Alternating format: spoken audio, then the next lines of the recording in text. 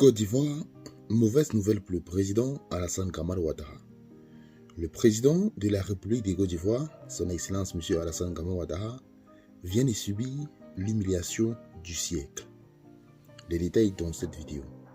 Le président de la République de Côte d'Ivoire est considéré par presque tous les Ivoiriens comme un grand menteur. Les détails dans cette vidéo.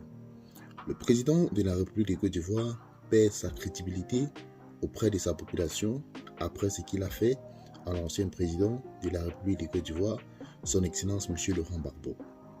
Nous allons vous donner les détails dans cette vidéo. Mais avant, sachez que cette vidéo n'est pas faite pour inciter à la haine ou à l'acharnement.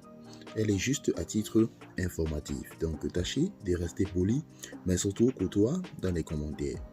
Voici ce qu'a fait le président Ouattara qui fâche une grande partie de la population ivoirienne. Écoutez attentivement. Prétendu communiqué de l'ONU démentant les propos de Laurent Gbagbo. Pourquoi le document n'est pas authentique?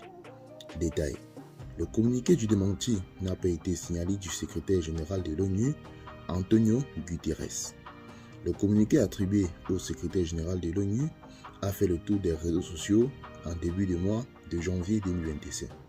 Le document en question démentait les propos de l'ex-chef d'État, Laurent Gbagbo, qui soutenait le samedi 4 janvier 2025 que l'organisation avait écrit à l'État de Côte d'Ivoire pour lui demander de lui réinscrire sur la liste électorale.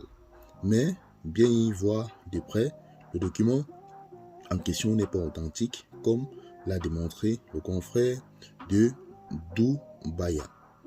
Nous avons consulté le communiqué récent publié par l'ONU sur le site officiel et leur compte sur les réseaux sociaux. Mais aucun communiqué correspondant à celui circulant sur les réseaux sociaux n'y a été publié, écrit le confrère, qui ajoute que le style et le format de communication ou alors de communiqué attribué à l'ONU ne correspond pas aux standards de publication officielle de l'organisation. Le communiqué officiel des Nations Unies respecte des règles de la diplomatie et il inclut généralement des références précises des faits concrets.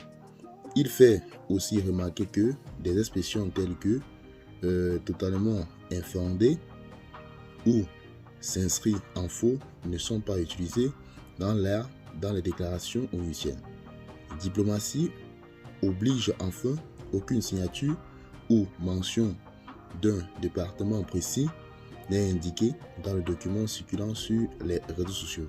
Et le confrère de conclure, le communiqué attribué au secrétaire général de l'ONU n'est pas authentique. Donc là alors, les autorités ivoiriennes ont certainement fabriqué un document qui stipulait que l'ancien président de la République de Côte d'Ivoire, son Excellence M. Laurent Gbagbo, était en train de mentir suite aux déclarations où le président disait que l'ONU avait écrit à l'État ivoirien de le réinscrire sur la liste électorale. Donc beaucoup ont critiqué le président Ouattara suite à cette sortie, ou alors beaucoup ont critiqué le gouvernement ivoirien suite à cette sortie du ministre de la Communication où il disait que le président, où il a sorti un document qui montre que le président Laurent Gbagbo l'ONU n'a jamais écrit à l'État ivoirien de demander à l'État de Côte d'Ivoire de réinscrire le nom de Laurent Gbagbo sur la liste électorale.